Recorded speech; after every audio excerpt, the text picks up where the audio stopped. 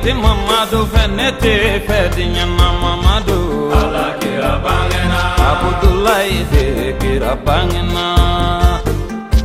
abangena Amba Aminata de kira bangena Muhammadu ala kira bangena Minumbi kira feata nufle abangena Makankalu de kira bangena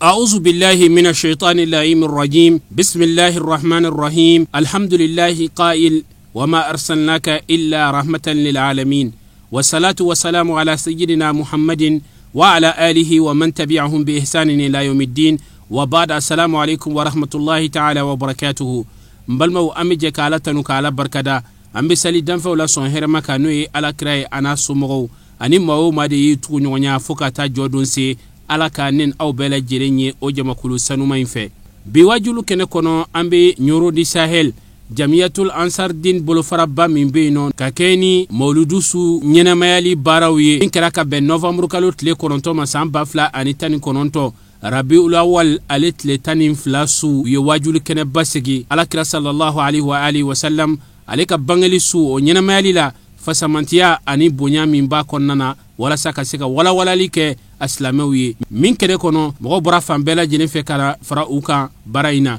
barain kun folo o kera bismillah ani foli kawni min borula anga je ka nyemo do fe ambi folo ka anga famo fo ka damna mairie kana se préfet ma kana se gendarmerie ma kana se anga police ma kana se anga fanga bunda kelengele na bela jelema nda sera min tokoma ni ndama se min tokoma ka fo ko ala ka san caman ta yirana ne o bara an b'an ka karamɔgɔ du fo ka daminɛ kabala ka se talilakaw ma ka na laban an ka sirifu ye k'a fɔ ko u bɛɛ hayidara u bɛɛ tali u bɛɛ jakite ala ka san caman ta yirana ka foli kɛrɛnkɛrɛn k'a ɲɛsin amisariden kelen-kelenna bɛɛ lajɛlen k'a daminɛ sandare fo ka taa bila turungunbe aw de ka nafolo farala ɲɔgɔn kan ka nin kɛnɛ in sigi ni aw kɛ cɛsiri aw ka dɔrɔmɛ fila fila an b'a ɲini ala bolo a nafolo bɔla yɔrɔ yɔrɔ yarabi ala ka a ta yɔrɔ lankolonya ala k'a falen miliyari la aw minnu sera ka jɔ silamɛya jigi kɔrɔ yarabi ala ka jɔ aw yɛrɛ jigi kɔrɔ a ye bɛɛ kanu ni hɛrɛ yarabi ala k'a fɔlɔ aw yɛrɛ la karamɔgɔkɛ de kɛla nin bɛɛ lajɛlen sababu ye sijan kɛnɛya labantu ma ala k'o kalifa an la sijidina muhammadin wa ala ali muhammadin wa sallim ambe ala fo ka ala wale nyumando ala minye ansiki nin kenen kan o temenen ko ka boy ambe anga dugu famo fo no ye gouverneur préfet ani maire na ka jama ani dugu tigiwu ani anga dine bonda saba anga fulbu be mba fo ala ka sancha manira anna ka hamina ko no ba gelambe jamana kono ala ka sumaya ala ka ben sabati o kɔfɛ an karamɔgɔ min kɛra sababu ɲuman ye ka an fara ɲɔgɔn kan nin kɛnɛ kan an bɛ foli k'a ye ka dugawu k'a ye jɔyɔrɔ min kalifara ma ala k'a ta fanga di a ma baara kɛ ko ɲuman ala ka nɔgɔya n'a ye ala ka n'a kisi diɲɛ ni lahara tɔɔrɔ ma ka ɲɛtaga di an bɛɛ ma o tɛmɛnen kɔ an ka sous-section a nisɔndiyara parce que doni min dar'u kan u sera a kɔrɔ a y'an nimisi wasa an b'u fo k'u wale ɲuman dɔn ka ɲini ala fɛ ala ka san caman jira an na ka ɲɛtaw d'an ma k'an kisi segin ko ma kira bonya kama salli ala rasul mun bɛ ɲɔrɔ an b'u fo k'u ka ɲɛmabaw fo nin kɛnɛ in kɛnɛ lankolon tɛ bi ye don mun ye donba de don ala kira alayhi salatu wa salam o ka bangeni don o kan ka kɛ feti ye feti mun kan ka kɛ feti ba ye o feti ye juman ye ka ala deli k'a kɔnɔ ka ala yafa k'a kɔnɔ an bɛ don mun kɔnɔ don in ye mɔgɔ min ka don ye ala ye diɲɛ da ale de kanu kosɔn n'ale kun ma da foyi kun tɛ da an bɛ ala deli ala ka yafa ma ale Muhamadu kosɔn koso bɛ diɲɛ la a bɛ lahara wallahi ni nin kira in n'a ye delili kɛ maa si ye i bɛ arijana sɔrɔ ala k'an fara ka kira in ka jama kan ne nana kɛnɛ in na yan nɔ bi ka na ɲini aw bolo maa si tɛ maa ni ala cɛ dɔn a bɛ se ka kɛ maa dɔw bɛ kɛnɛ in na maaw jɔlen b'i la mɛ ala jɔlen t'i la o ka duwawu dɔrɔn kosɔn ala bɛ se ka kɛ sababu ye ka yafa an bɛɛ ma o tigi kosɔn donc an jɔlen tɛ maa si la jamana in bɛ lahala mun na bi bɛɛ b'a dɔn vraiment ne nana kɛnɛ in kan pour que ka ɲini aw bolo aw bɛɛ maa si bɛ yan an tɛ jɔ maa si la aw ka duwawu kɛ an ka jamana in ye ala k'an ka jamana in basigi. n baden alisilamɛw an b'aw fɔ an b'a fɔ aw bɛɛ lajɛlen ni su tanga ɲininen kɔ ala fɛ a k'an kisi ka bɔ setanɛ danganen tɔɔrɔ ma setanɛ min n'ale kɛra faralakɔrin fɛn ye ka bɔ ala ka hinɛ n'a ka nɛɛma bɛɛ lajɛlen na o kɔfɛ sinsinni kɛlen ni ala subhanahu wa taala tɔgɔ barikama in ye masa min y'a bɛɛ kɛ n'ale de y'a bɛɛ labɛn o kɔfɛ kisi ni nɛɛma ɲininen kɔ ale ala subhanahu wa taala bolo a k'a jigin a ka jɔn kɛ sanuma in kan rasul muhammad sallallahu alaihi wa sallam masa min n'a y'a ka kitabuba de a ka jɔn kɛ sanuma in ma rasul muhammad sallallahu taala alaihi wa sallam k'a kana diɲɛ bɛɛ lajɛlen sɔn sa masa min y'a ka kitabuba de a ka jɔn kɛ sanuma in ma rasul muhammad sallallahu taala alaihi wa sallam k'a kana diɲɛ bɛɛ lajɛlen la hinɛ n ko muhammadu de ye danfɛnw la sɔn hɛrɛma ɲɛ alhamdulillah an b'a ɲini ala bolo kisi ni nɛɛma caman a k'a suru a n'a somɔgɔ sanumanw kan a n'a ka sahaba ɲuman ni mɔgɔ mɔgɔ de y'a dɛmɛ ka nin diinɛ in baara kabi kunu fɔ bi fo kana se diɲɛ wuli dɔn ma yarabi ala k'an yɛrɛw y'o kɔnɔ alhamdulillah an bɛ kɛnɛ mun kan bi wallahi an nisɔndiyalen don an bɛ kira ka bangeni su de la alhamdulillah n baden alisilamɛw jɔn ye nin yira an na de an b'an kan sama katara jɔn ma an kan sama katara an ka seyidi ma a bɛ bangoni kuluju la an b'an kan sama katara an ka seyidu ma nin waati in na a bɛ ka 26 mars sɛgɛrɛ alhamdulillah ni mɔgɔ min sera 26 mars la Bamako bi i b'a fɔ a falen don i b'a fɔ ko dakɔnɔ wi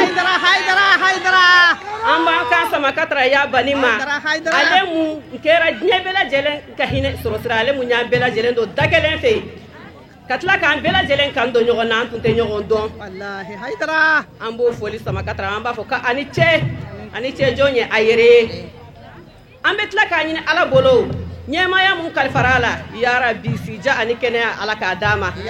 ala k'a ta fanga d'a ma ala kana jugu ban an n'a la ala kana jugu se an n'a la ala k'a kolosa kɔnɔ an bɛ tila ka dugawu kɛ an ka mali ala k'a suma ala k'a basigi ala ka hakilisigi don a la an ka jamana ala k'a suma kira na so bonya kama an ka dugu ala k'a suma n bɛ ala tanu sababu ɲuman mun ye n jɔ nin kɛnɛ in kan n b'u fɔ n'o ye association femme musulmane ye silamɛ muso mun sigi silamɛ tɔw mun sigilen bɛ ɲɔgɔn ni n bɛ k'o représenter bi ani silamɛ denmisɛnw bɛɛ lajɛlen tɔgɔ la n bɛ bɛɛ lajɛlen fɔ n bɛ amsar fɔ amsar mun ka cɛsiri san o san ni u b'an jɔ nin kɛnɛ kelen kan ka micro don an ma an b'u fɔ u ka cɛsiri la n'i ye kalanden fɔ i b'a karamɔgɔ fɔ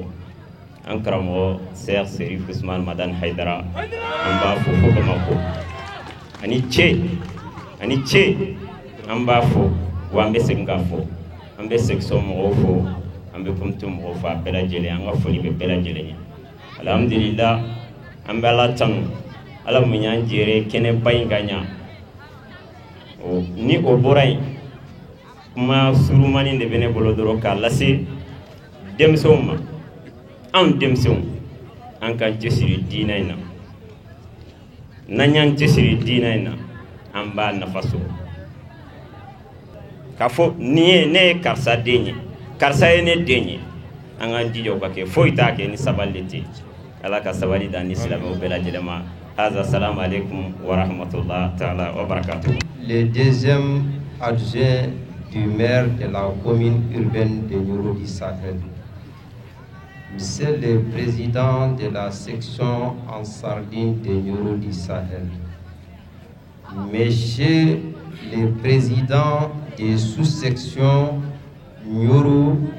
Turumbumbe et Sandari, Monsieur les trois grandes familles religieuses de Nioro du Sahel, à savoir Chérifienne, Thalis et Diakité. Mesdames et messieurs, permettez-moi, au nom du Haut Conseil islamique du Mali, de façon générale, et au nom de la section Ansardine de Nioro du Sahel, de façon particulière, de vous adresser tous mes sincères remerciements et salutations pour les déplacements que vous avez tous effectués afin de vouloir venir prendre part à cet événement. L'événement qui nous réunit ce soir est un événement non seulement solennel, salutaire, mais aussi et surtout universel. Car c'est la célébration de la naissance du prophète Mohammed, paix et salut sur lui, ainsi que sa famille et toutes les personnes qui ont voulu et accepté de lui suivre sur le chemin le plus droit, que nous en soyons parmi. L'homme qui est venu pour sauver la vie de l'humanité, dit par Dieu dans son Saint Coran. En effet, sa naissance est une fête universelle pour ceux qui en savent, même ceux qui ne l'en savent pas, non seulement pour les êtres humains, mais aussi pour les êtres vivants. La récompense de cet homme n'est pas à nos mains. Tout ce que nous faisons comme récompense et reconnaissance ne lui suffisent pas. Mais l'homme ne peut que limiter par le volume de sa force. Vive Mawlud, vive le Mali, vive l'islam dans le monde entier, que la paix revienne au Mali. Je vous remercie. O tɛmɛnen kɔfɛ an ka karamɔgɔw olu bɛ sɔrɔ ka laseli ta laseli kun fɔlɔ minnu kɛra an ka jɛ k'a ɲɛmadaw fɛ. Ala ka nɛɛma fɔlɔfɔlɔ ye tumana min na ni Ala sɔnna k'i da adamaden ka n'i bila dugukolo sanfɛ. Ala ye an da k'an bila dugukolo sanfɛ ko Ala ka nɛɛma fɔlɔfɔlɔ ye tumana min na ni Ala sɔnna k'i da adamaden ka n'i bila dugukolo sanfɛ. Ala ye an da k'an bila dugukolo sanfɛ komi Ala ye danfɛn caman da k'o bila dugukolo sanfɛ. Ala ye fɛn o fɛn da dugukolo sanfɛ a bɛɛ ye danfɛn. Dɔw bɛ dugukolo kan yan, dɔw bɛ sankolo kɔnɔ, dɔw yɛrɛ bɛ jiw kɔnɔ ka don dɔw bɛ fiɲɛ fɛ. Ala de ye nin bɛɛ da. Ala kɛlen de tilala ka adamaden da ka bila dugukolo sanfɛ ka tila k'a fɔ adamaden ka hakɛ la ko walaqad karamna bani adam, ne Ala yɛrɛ ye n ka adamaden bonya. I b'a sɔrɔ Ala mɔgɔ k'i danfɛn ye ko n ye danfɛn min bonya fo adamaden. Ala ye adamaden da ka tila ka adamaden bonya. Ni mun ye ni ko caman ye adamaden ka di Ala ye ka tɛmɛ danfɛn bɛɛ lajɛlen kan, nka tuma dɔw la adamaden yɛrɛ de bɛ a yɛrɛ kɔgoya Ala ye. Ola an bɛ Ala fo ka Ala barikada. Ala min sɔnna fɔlɔ ka an da k'an kɛ adamaden, a ye an da a man kɛ fara ye, a man kɛ fali ye, a man kɛ so ye, a man kɛ wulu ye. Tuma dɔw la a man kɛ suran tere ye fo Ala ya sɔnna ka an da k'an kɛ adamaden. O kan ka Ala fɔ kun bɔ adamaden fɛ ka Ala barikada kun bɔ adamaden fɛ. Ola an bɛ Ala fo ka Ala barikada o la. Kalo Ala ma da o ma adamadenya dali ma, Ala y'an kɛ adamaden ka tila tuguni ka an kɛrɛnkɛrɛn, ka an sugandi, ka an bonya, ka an nɛɛma dafa, nka nɛɛma min ka bon nɛɛma bɛɛ lajɛlen ye o ye silamɛya nɛɛma ye. Sabula Seydina Ali y'a fɔ nɛɛma o nɛɛma n'i y'a sɔrɔ ni silamɛya nɛɛma tɛ k'alo i ma nɛɛma sɔrɔ. Nɛɛma o nɛɛma ni Allah ba ye ja nɛɛma ye o ti nɛɛma ye. ola ala foni sirera anka ka an islame ala maddaoma ala tlala ka an kerengere ka an bla kirat lela kira min fana mafsa kira be kira min kabbo kira be kira min kadi ala ye kateme kira be la jelega ala ye kira min mangutu ala ye kira min korota ambe kira mun ga mawludu la be no e sayyidina muhammad sallallahu alaihi wasallam ala sona ka ambe o ka watima kan ko mantoy wala ibaye fusamantiya farakara fusamantiya kan adamadinya ye fusamantiya ye itle beni kira tlema o ye fusamantiya ye ala katla ki karaba ka tuwo kira ino fe ala matoto ye wala ambi ala fo ala barigada ala mi sonna kan ke adamade katla kan ke islame kan beni kira muhammadu ka wati ambi o ala intano ko ala barigada katla ga nyini ala fe akaddo anni shaytane toroche shaytane mingera farala ke rufe kallu ka bala khanne mana shaytane mini ala ya yorma jenya ka ba khanne mana ni ala susoliye ni ala kutaliye kuma kanya kele ake nemason ala ka bonga hinela mana mina ala ye shaytane ya maroya ni sujudu biniye anfa adama ye shaytane ka bani oma ala bana shaytane yela wala ala tlala ka shaytane ke an juguye sabula ay juguya soromi sujudu tunga bi an fadi amason ala abuna ka agena ka wala ka nemala an fa kama ka jigidu golo sanfe ala tlala ka ke shaytane yele na sanfe ka ta fo an fa no fe ka an fa la butuni kana du golo sanfe kana ambla du golo jala sanfe okera ni shaytane ka dabaluye me ala ko shaytane aw jugudo adam ini dewdo wa wire ka mina aw juguye ati aw fe kallu shaytane ma fere ma si ma fayda jane me ko akad dabalu may wala ma ni ala fi ala khadwani shaytane to roche ma dawla an fangati se an dabali ti se kan an yere bo shaytane bolo ni ala khaddemente amma ni o ala fama bolo ya rabbi ala kha ambo shika bo shaytane na amin namura am solli kira kuntiga ani kira laba al mustafa mukhtar muhammadu am solli ahmadaka am solli kira o kala gareka am solli kira kuntiga kira tina kira min gofe am solli o muhammadu inga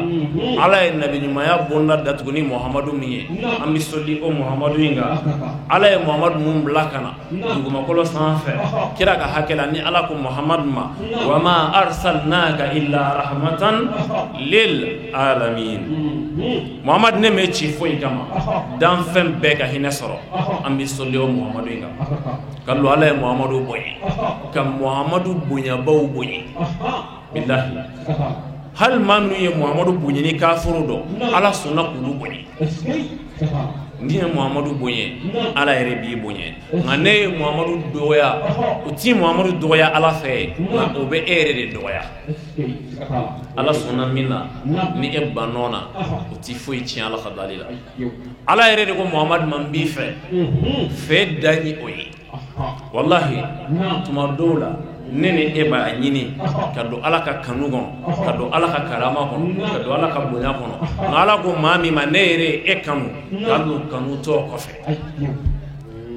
kanu ti o kofe ola ala rede muhammadu sugandi ka muhammadu kerengere ka muhammadu kanu ka kafe ka bonye be hal no ma beema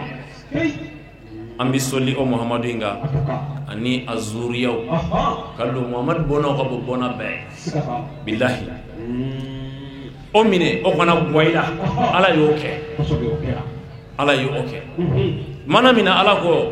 inna allaha istafa adam wa nuha wa ala ibrahim wa ala imran ala alamin zurriyatan ba'daha min ba'd wallahu sami'un alim ala ko ne ala yere de sugandiri ko koy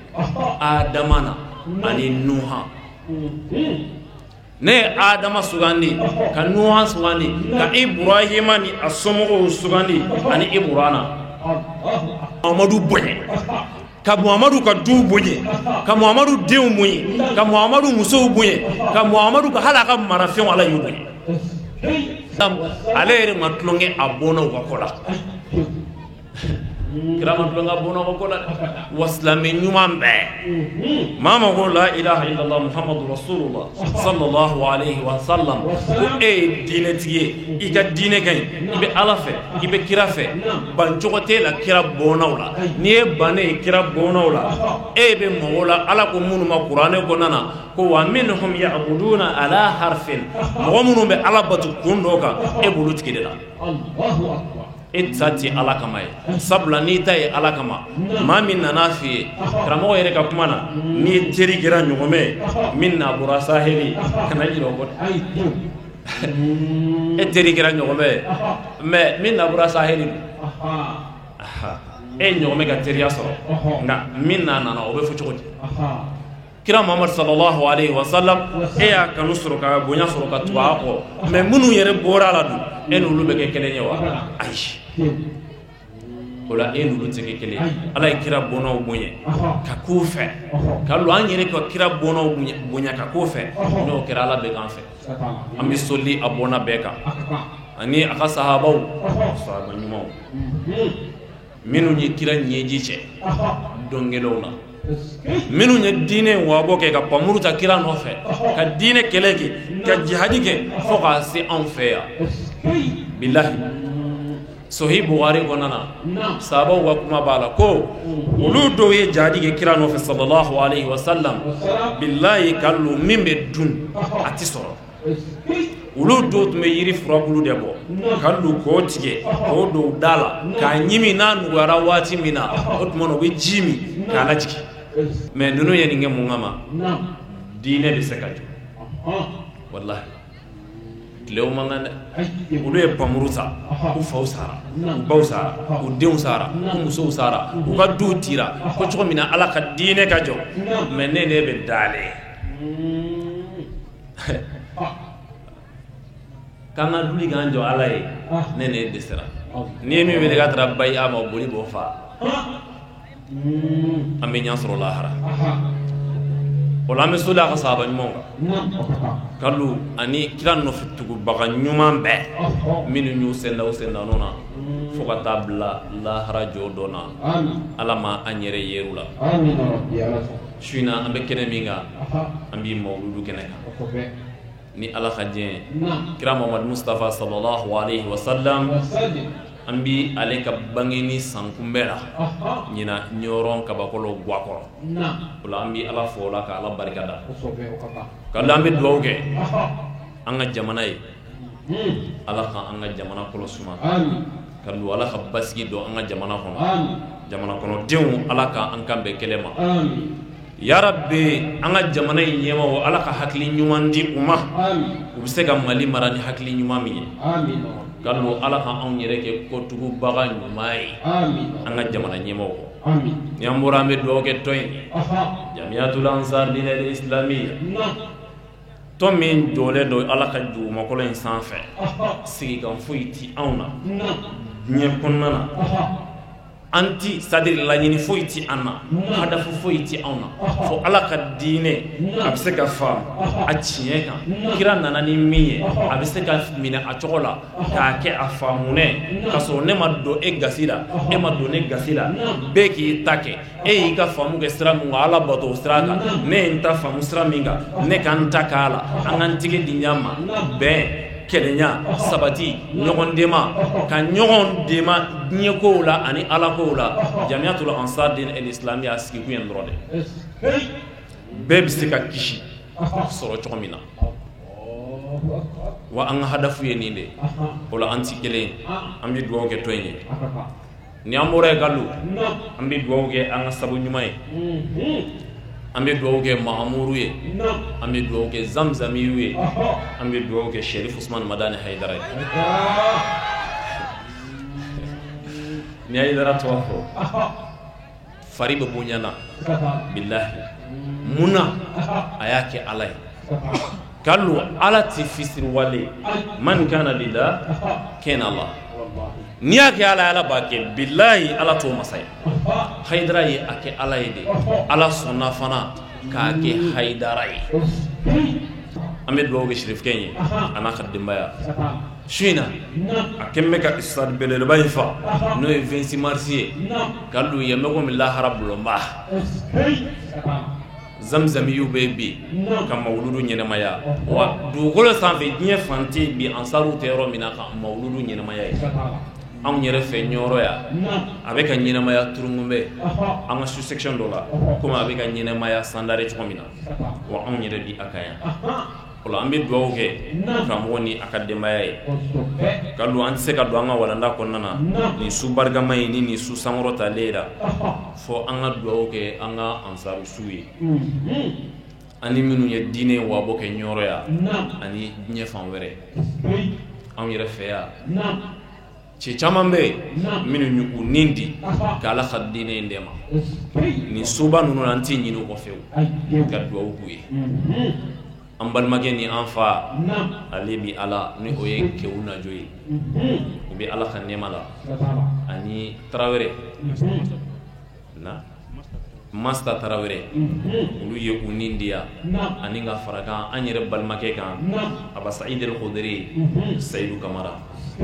ani ka fara kan an ka belebele wele kan Miseri Diallo ala ye ninnu bɛ se a ka nɛɛma la an bɛ dugawu kɛ u bɛɛ lajɛlen ala ka yafu bɛɛ lajɛlen ma ka tila ka dugawu kɛ an ka surasiw ye minnu bɛnna an ka ansarusiw ka ca mɛ an bɛ damaramanin ta an ka surasi minnu bɛnna kosa in na ani an ka mali surasi bɛɛ ye an bɛ dugawu k'olu ye ala k'u hinɛ u la ala k'u dayɔrɔ hinɛ minnu balolen don yarabi ala ka sini kɛnɛya di an n'u ma ala k'u kɛ faso kunbadenw ye ni an bɔra yen an bɛ an karamɔgɔ ladege kana kuma di an karamɔgɔw ma n'o ye an karamɔgɔ Ayuba Gaye ye komi su taara an b'i faamaw ka kado d'u ma faama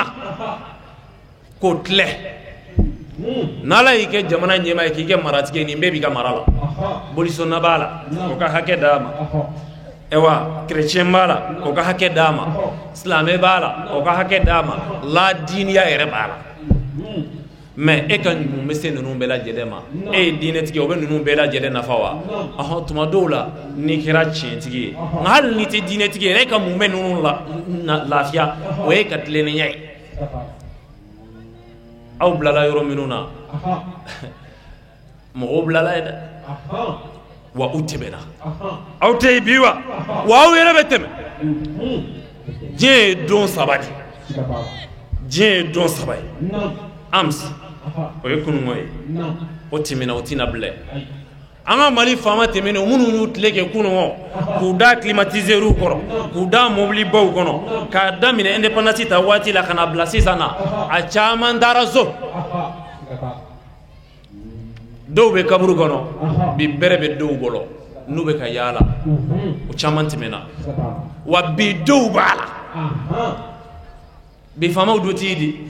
président dɔ tɛ k'an mara wa premier ministre tɛ wa an fɛ yan ɲɔrɔ maire tɛ yan wa ewa fanga bonda man diya wa nin bɛɛ ye fanga bonda caman bɛ yan mais olu yɛrɛ tun tɛ yen kunungo koyi u nana ye bi wa sini u bɛ taa mais i taatɔ ka nɔ ɲuman to i kɔfɛ o de bɛ lakali karisa faama tun bɛ yan tiɲɛ yɛrɛ la faama juguba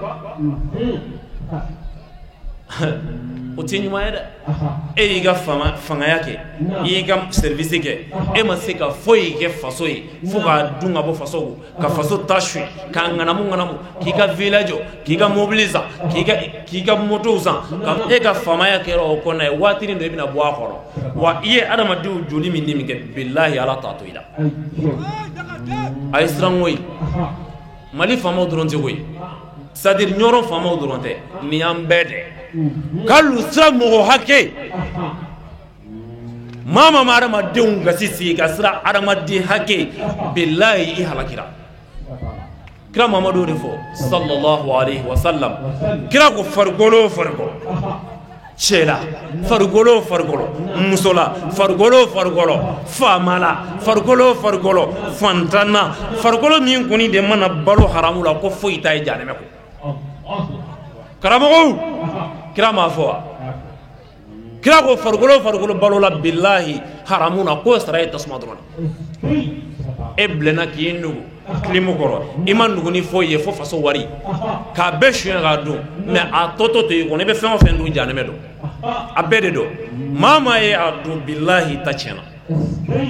a kana sɔn i bilala min na dɔnni min na n'i bɛ k'a kɛ a kɛ tiɲɛ kan ladiriya kan i bɛ tanu diɲɛ kɔnɔ wa lahara i bɛ tanu i bɛ don a jinɛ kɔnɔ o de la kira ko sallallahu alayhi wa sallam a ko sinfani min ummat iza salaha salaha an-nas wa iza fasada an-nas kira ko ne Muhamadu ka jama la jamakulu fila b'a la n'u ɲana bɛɛ bɛ ɲa mais n'olu tiɲɛna o ye bɛɛ ta tiɲɛ ko n'u ɲana bɛɛ bɛ ɲa n'u tiɲɛna bɛɛ bɛ tiɲɛ k'a fɔlɔ ye jɔn ye el umara ɲɛmɔgɔ n'olu ɲana ka hamini jamana kungo ye ka décision ɲumanw ta an ye minnu eli k'u kɛ député ye k'u bila ensemble kɔnɔ président minnu sigira an kunna ɲɛmɔgɔ minnu bi an kunna gouverneur wa préfet a n'a ɲɔgɔnna wɛrɛw n'olu hamina jamana na ka hakili ɲuman ta ka na wallahi fɔla k'u dɛmɛ mais ni hamina de n ka jamanadenw ta tiɲɛ olu ta tɛ tiɲɛ de ala bɛ tila k'e yɛrɛ de halaki n'ala ma bɔ i la i ka denbaya ala b'a b'o la o de la ko baara jugu kɛla misaliya bɛ komi ni maa min ye muni bolo jalen tigɛ k'a miri i tɛgɛ la e bɛ ka taama ɲɛfɛ muni tɛ sɔgɔ mais minnu bɛ taama la e kɔfɛ olu ni degun don faama ye kɔni taara mais i denw bɛ sɛgɛn dɛ kira ko k'a filanan ye jo ye o ye dunibaw ye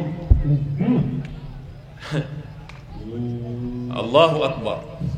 ni da sera ma fi jaabi tigɛ billahi kira ko ale mantow na jamakulu fila b'a la n'u ɲana bɛɛ bɛ ɲa mais n'olu tiɲɛna bɛɛ bɛ tiɲɛ k'a fɔlɔ ye faamaw a filanan ye dɔnnibaw ye u ma tiɲɛ fɔ billahi Mali dɔnniba tilancɛ bɛɛ tun ye tiɲɛ dɔgɔ dɛ k'a tɛ se ka fɔ ko n'i y'a fɔ i bɛ faga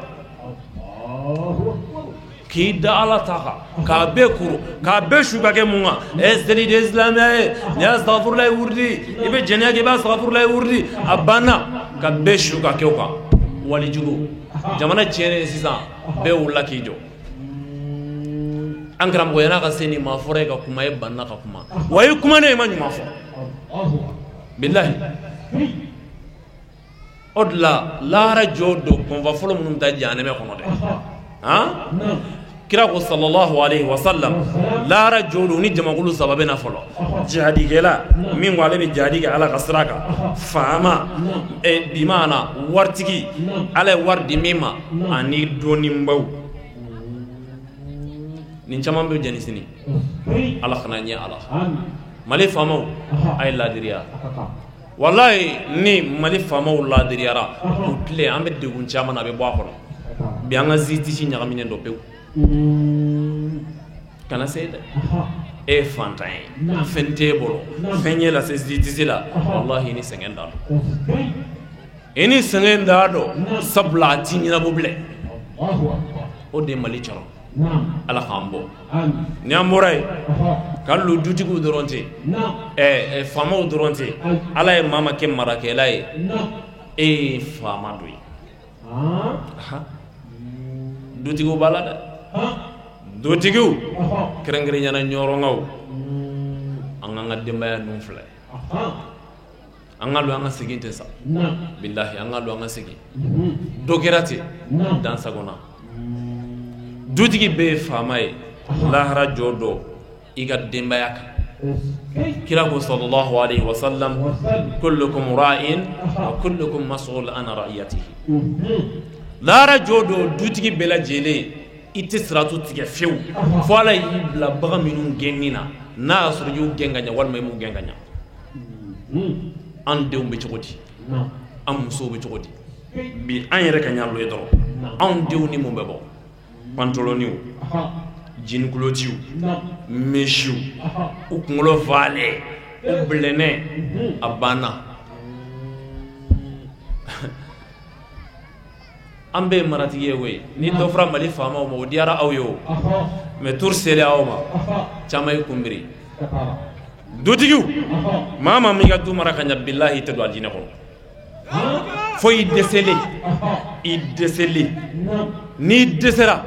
wallahi ala b'a dɔn karisa y'a se kɛ a dɛsɛra o bɛ yen mais e ma dɛsɛ fiyewu fo e yɛrɛ ye dudenw to u sagoya la u k'u dingo kɛ u k'u ka soirée latagaw kɛ u k'u ka fini langolonw dɔn ka mesiw dɔn k'u yɛrɛ bilɛ i ko tubabu bilɛ e ni dingo kan i sago kan k'e ka don alijinɛ kɔnɔ nkalon don dɔw bɛ mesi digi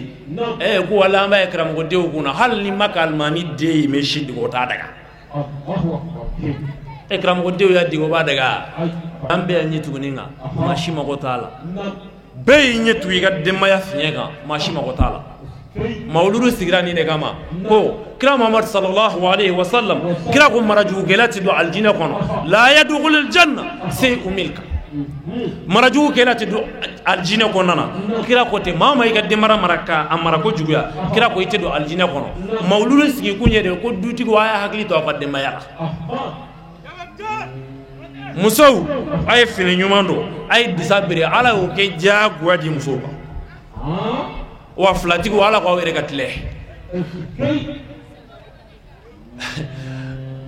ala k'aw yɛrɛ ka tile kira Muhammad nana nin la sallallahu alaihi wa sallam n'i y'a ala ko kira cira dafe bɛɛ lajɛlen ka hinɛ kama dɔ wɛrɛ tɛ nin kɔkɔ ye o la ala k'an tile ala k'an tile ala k'an se an ka maraw la ala k'an se an ka maraw la kira ni a so bonya kama sallallahu Muhammad kadu ni an ka faamaw ka kado ye k'a d'u ma ɲɛna mawuludu tɛmɛ ne hakili la a dɔgɔlen tɛ ni ni e la komi karamɔgɔw ye labɛn k'a ka su bɛɛ ka janfa an kɔni bɛna fifali kɛ dɔrɔn k'a d'u ma o la an ka ɲɛmɔgɔbaw ani an ka diinɛ ɲɛmɔgɔbaw ni o ye an ka Mali silamɛ ɲɛmɔgɔbaw Sherif Usman Madani Haidara ani a ka jama ka fara an ka ɲɔgɔn kan ɲina Mali yɛrɛ mako bɛ mun na de o de bɛ ni kɛrɛnya ye ani ɲɔgɔn lamɛn ani sigi ka kuma ani ɲɔgɔn cɛ Mali mako b'o de la ka ɲɔgɔn lamɛn ka bɛn ni kɛrɛnya sabati an ni ɲɔgɔn cɛ ko Mali mako b'o la bi wa mawuludu la o y'o de ta k'o kɛ thème ye ko karamɔgɔw ka kuma nin kan mɔgɔ sɔn an ka ɲa minɛ an karamɔgɔ e bɛ nin na o t'a la ne bɛ nin na o t'a la ko an ka jɛ k'an tigi di ɲa ma kuma kelen kama kira Muhammadu ko sallallahu alaihi wa sallam ko aw ti don alijinɛ kɔnɔ fewu fo aw ka limaniya kalu wulibali dɔ dɛ maa si tɛ don alijinɛ kɔnɔ i limaniyantan e limaniyalen tɛ ala la i limaniyalen tɛ a ka kira la ala ye e bila baara min na e sɔn tɛ a ma alijinɛ kɔni donni ala y'o k'i ma haramu ye ko maa si tɛ don alijinɛ kɔnɔ fo a ka limaniya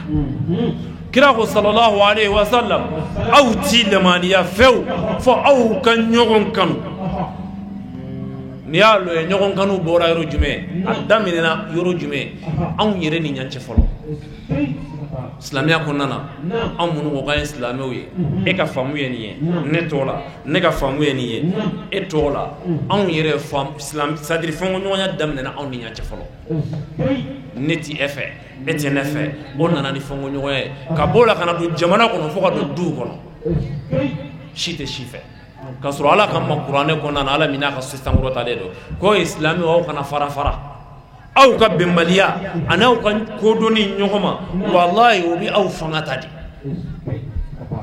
o bɛ silamɛw fanga ta k'aw fanga ban cogo bɛ se aw la n'i y'a ye bi diɲɛ kɔnɔna na bi ko kafiriw bɛ k'u ka se boli silamɛya kan u b'u sago kɛ silamɛya la foyi tɛ silamɛw yɛrɛ dama ma ɲa minɛ silamɛw bɛɛ y'u kɔ dɔn ɲama bɛɛ ko ne n bɛ min na n bɛ n pɔrɔ de kan n bɛ n silamɛ ɲɔgɔn ma ko n mako t'o la silamɛw fanga dɔgɔyara o la ala ye fanga sama ka bɔ silamɛya la ka tila ka fanga sama ka bɔ silamɛw la sabula aw de tun ye maratigiw ye mɔgɔw nana kɛ sababu ye k'aw yɛrɛ bila ɲɛ na n'aw ma ɲɛ faamu tuguni walayi o y'a bannen de pewu o de la Sherif Usman Madani Haidara san 20 kɔfɛ ale delila ka nin fɔ jamana in kɔnɔ yan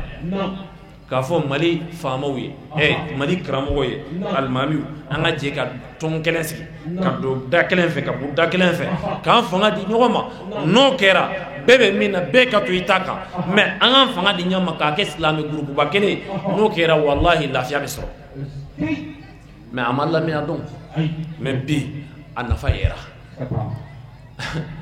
biya nafa yera odla bislamo faragaranyanga ni kramo ka hakilna bay ka islamo ka groupe kele ka tla ka di ko islamé bela jenenga kuma munga mali basigili hubul watan min al iman kallo jamana kanu limani ya goy nit ko wula jamana kono ni esse kuma e no ba kuma ni esse ka wardi no ba waridi ni sewerete imse duwa kono doge ola ori ni na befe ko islami wa ngabe maliyu an ngabe billahi nafati be maliyala awe du jume ko bente ko du taranye ni eduye koron do ti nyanga fo musoni chete nyanga fo awe du jume jole o du ti jo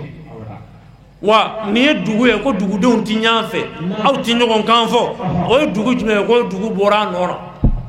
oti ay jamana jume ko jamana deun ti nyafe jamana deun ti nyafe jamana kono dewlu ko donne no nyama o jamana jora doba jot lefe chauffeur doba ti o jamana ti jo anga nyamine ni aw nyi nyogo mine ambese wanama nyogo mine billahi limaniyati sinsi kira de kote sallallahu alaihi wasallam akwa ko fongo nyogo nya munami kuma info ka islamiya ko nana ni mali ta kalo mali islamé de kacha wa kene nga ambe islamé odlami kuma inola kira ko aw ka fongo nyogo nya islamé aw ka kele bambali ani nyogo nche ko we dili ke lamudi o kira ma dili ke lamu o be mundi kunzigi wa taribo mojide kira ko ate kunzigi di ate bomojidi abelli mania de di neti efe kallo ete nefe neti nyuman kanu ni efi ere nyuman kanu ni ya me ko nyasi kidange ka saude kani Allahu akbar ola islamiyati bo falatu yala islamiyati bo nogola islamiyati yire sanfe islamiyati dondala soro fo islamu kabe o kani negede kana do ikelen ko na ka fo karsa ikelen de islamé karsa ikelen de islamé kalovi weru do kuna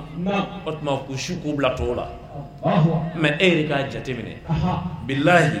famu jatela ani hakli ka kodona islamé ko ni tesunga islamé nyogon joli bo fiu kira wati be islamé ika joli bo ati be islamé ika fargolo chi wati be islamé ika kana folo chi mais islamo be sallam misri ko nana ena na bom doy re ko Allahu akbar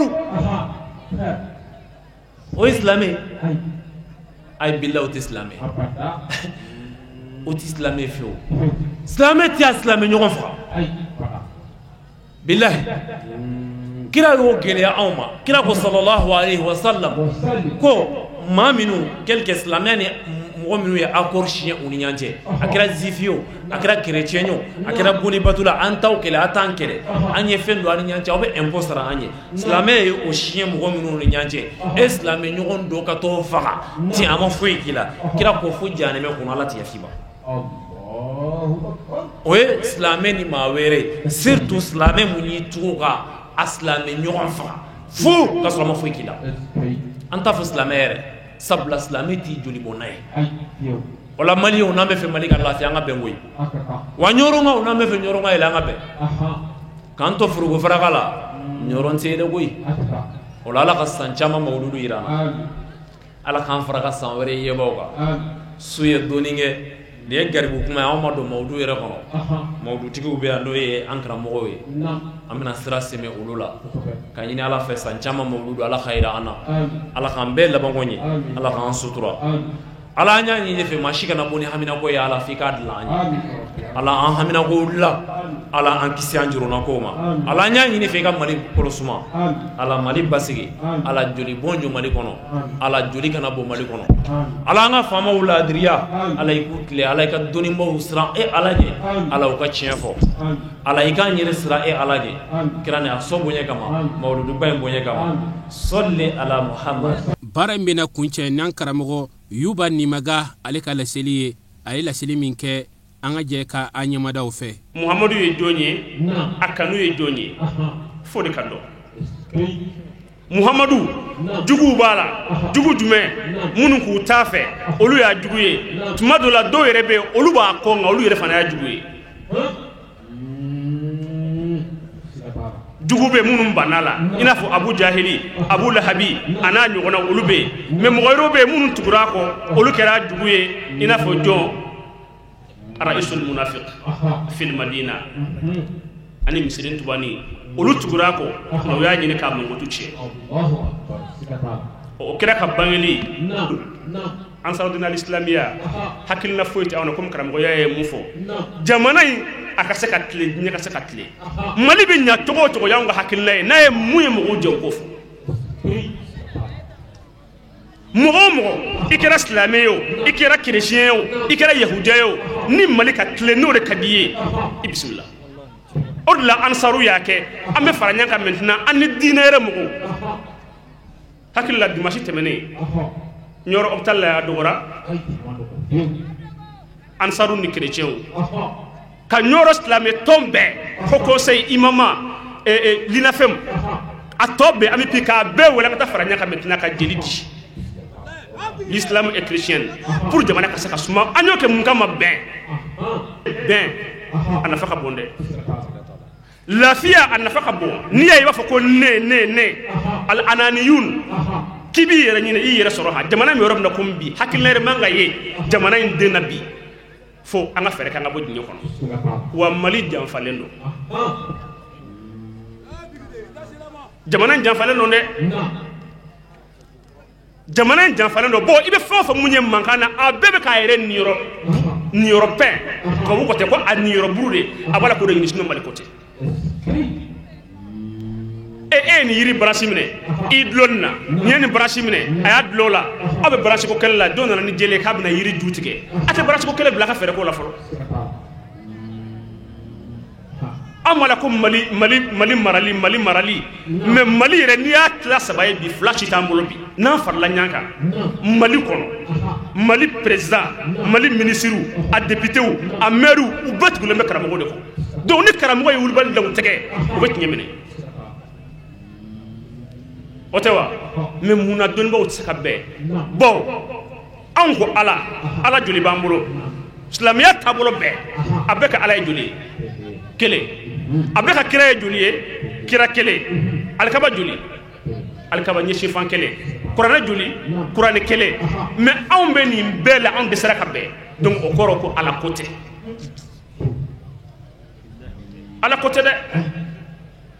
don la don nana an b'a Aisha ɲininka Ala ka ɲɛma ko Aisha ma ko kira jogo fɛ ye a ko kira jogo tun ye kuranɛ de ye kuranɛ o de tun ye kira jogo ye Ala ko Mamadu ma ko Mamadu ne Ala de y'i ci mais wa innaka la ala khuluqin azim Mamadu jogo min b'i la jogoba don jogoba wa kira yɛrɛ ɲininkali a nana Madina ko Ala y'i ci ni mun ye a ko ne Muhamadu tiɲɛ de li utammima makarimal akhlaq ne balima kira minnu kɔnna ɲɛ ni jogo ɲuman ye ko nana ka n'o de dafa donc n'a fɔra ko kira cɛra ni jogo ɲuman ye an tugura kira kɔ anw filɛ janfa mun na bi o ye jogo ɲuman ye wa suɲɛni o ye jogo ɲuman ye wali nafolo dun o ye jogo ɲuman ye wa ɲɔgɔn dabali ɲɔgɔn mankutu tiɲɛ sigiɲɔgɔn tiɲɛ o ye jogo ɲuman ye jɛnɛya ɲamaden wolo fan bɛɛ o ye jogo ɲuman ye wa donc an ko an bɛ kira mun ko o kira cira ni mun ye o de ye ko danfɛn bɛɛ ka nɛɛma sɔrɔ hali n'i tɛ silamɛ ye mais an ka tugu o kira ko ka tila ka dɛsɛ ka bɛn kira nana ni mun ye hinɛ ani makari sɔnna maintenant kira ka o bonyaw a n'a ka sifatu inshallah ustaz bɛna dɔɔni di an ma an ka dɔ kɔnɔ biiznillah أعوذ بالله من الشر الشيطان اللعين الرجيم تغني إنك أبو إبليس شيطان تورما بسم الله الرحمن الرحيم برد من لني على توي على بنيا فرنو دبا لبا وصلى الله على سيدنا محمد وعلى آله وصحبه وسلم أكو كشين النما أبو نيني على بولا لك محمد كا أنا سمعه محمد سمعه منو نو لك بني سمعه ب على الإطلاق وكون كلو كفر لا على إمام الشافعي يدفع أكو أهل بيت الرسول حبكم فرض في القرآن ko kira somogɔw aw kanuni ka aw kanu ko o ye jagoya de ye kuranɛ aya la bon ala y'o de fɔ kuranɛ kɔnɔ a ko muhamadu ɲi ci kɛ kira ye mais ma foyi ɲini aw bolo silamɛw wari la sanu la ayi n ye mun ɲini aw bolo kira ka kiraya kanu la dɔrɔn kira somogɔw a y'u kanu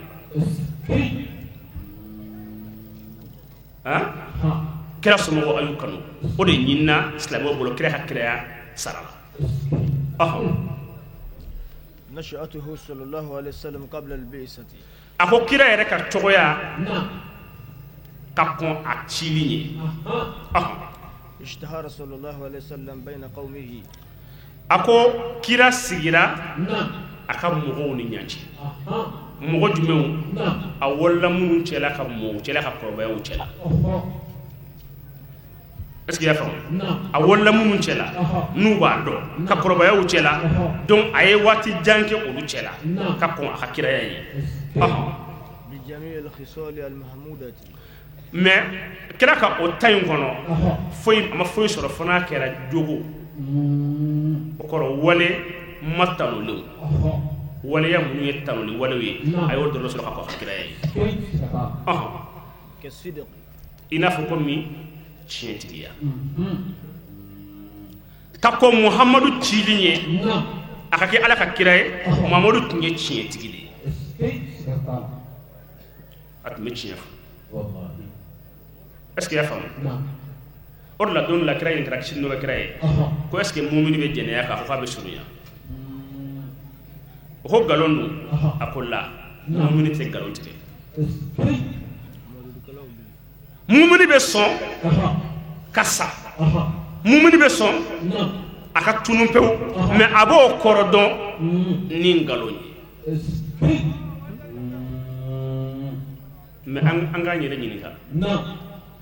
anw tugura kira mun kɔ alayhi salatu wassalam ka kɔn a cilen a kɛ kira ye dɔgɔba mun tun b'a a la ka kɔn silamɛya yɛrɛ nalen ye ko o tun ye tiɲɛtigiya de ye mais an ka ɲɔgɔn ɲininka ɲɔrɔnkaw est-ce que tiɲɛ in est-ce que o ye anw taalan ye wa tiɲɛ sina ye mun ye nkalon olu de bɛ tɛmɛ ɲɔgɔn fɛ dɛ anw de bɛ ka nkalon da maaw la yan k'u ka baaraw tiɲɛ an bɛ ka nkalon da maaw la yan k'u ka furuw tiɲɛ an bɛ ka nkalon da maaw la yan k'u ka balimayaw tiɲɛ an bɛ ka nkalon da maaw la yan k'u ka fɛnw bɛɛ lajɛlen tiɲɛ donc an ko an bɛ kira ko mais kira tanuna ni tiɲɛtigiya de ye k'a tun bɛ tiɲɛ fɔ a tun tɛ nkalon fɔ mais anw taalan ye mun ye bi nkalontigi ani tiɲɛfɔbaliya est-ce que anw ye kira mantonw ye wa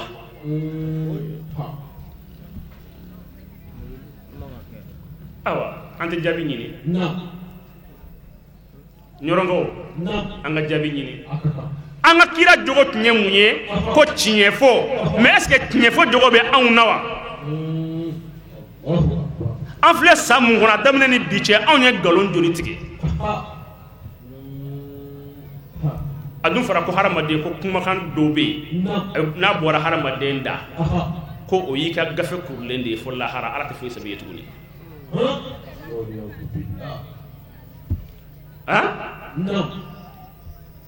nkalontigɛ man ɲi dɛ janko bi musomanin minnu bɛ yen n'u ka di diɲɛ ni diɲɛ ka d'u ye n'u olu donna disa la i bɛ dɔw mankan mɛn k'a fɔ awa disa birilen b'aw kunna nka an b'aw dɔn haza min al-kabaira o ye kabaira de mɔgɔw bɛ u denw bɛ girinya u denmusow bɛ girinya ka fɛn bɛɛ kɛ u tɛ kuma mais n'u ko ala u b'u kɛlɛ est-ce que olu y'a faamu a fɔra ko kullukum ra'in wa kullukum mas'ulun an ra'iyya ko aw bɛɛ ye bagangɛnna de lahara ala b'aw ɲininka e de kan k'i den jagoya a ka kɛ ala fɛ mais e m'o kɛ i den kɛra ala fɛ e bɛ k'a fɔ ko a bɛ ka disa biri ko mais k'a bɛ mun na k'e b'a dɔn a tiɲɛ tɛ bɔ a bolo dɛ a y'o de fɔ ko e ka disa biri ni disantanw ma furu ka ba ya k'e tɛ furu malamuso kana décourager kɔnɔ datɔ kɔni masi mako t'o la kɔnɔ datɔ mɔgɔ b'o fɛ ayi ahɔn sir ako kira tun dɔnnen bɛ ni mun ye danaya o tun ye kira taalan de ye ka kɔn a ka kiraya ɲɛ danaya o de la rasulullah sallallahu alaihi wasallam la imana liman la amana lahu ko mɔgɔ o mɔgɔ ni danaya t'i la ko limaniya tɛ e la mɔgɔ o mɔgɔ ni danaya t'i la ko limaniya t'i la kira ko l'islamiya ko escalier de don n'a fɔ min étage escalier bɛ ɲa ka yɛlɛ daraja hein comme i b'a sɔrɔ ni islamiya étage i bɛ yɛlɛ ni escalier mun ye parce que escalier ni daraja fɛn de b'u ni ɲɔgɔn cɛ ko ni kelen karila mɔgɔw bɛna ɲɔgɔn sɔrɔ filanan na n'o karila u bɛ ɲɔgɔn sɔrɔ sabanan na ko fo ka taa a bila a laban na a laban ye jumɛn ye seli o de ye silamɛya yɛrɛ silamɛya kogo étage a escalier bɛɛ karilen k'a ban pewu a bɛ to laban mun ye k'o de ye seli ye o de filɛ an bolo bi wa o de dɔnbaga man ca an y'a ɲɛfɔ aw ye kɔrɔfɔw daminɛ na k'a fɔ jamiyatul ansardin bolofaraba min bɛ ɲɔrɔnkaw fɛ yen nɔ olu de ye nin mawuluduba in labɛn n'u ka wulikajɔw n'u ka cɛsiri ye walasa fasamantiya ani bonyako ni karamako min bɛ alakirako la ka se ka walawalali kɛ o la ka se ka walawalali kɛ o kan o la an bɛ ala deli ɲinanta kɛra hɛrɛ la cogo min san wɛrɛ ta ala ka o yira an na ka Allah subhanahu wa ta'ala deli basigi ni bɛn min n'u y'o duwawu kɛ ala k'o sabati an ka jamana kɔnɔ ka taa se diɲɛ fantan naani bɛɛ lajɛlen kɔnɔ ka foli waleɲuman dɔn ta k'a ɲɛsin ɲɔrɔ n'a lamini bɛɛ lajɛlen ma kɛrɛnkɛrɛnya la a silamɛya dɛmɛtɔ ansaru ale bolofara min bɛ yen nɔ ka duwawu kɛ ala ka baara ninnu bɛɛ ɲɛ wassalamu alaikum wa rahmatullahi ta'ala wa barakatuhu.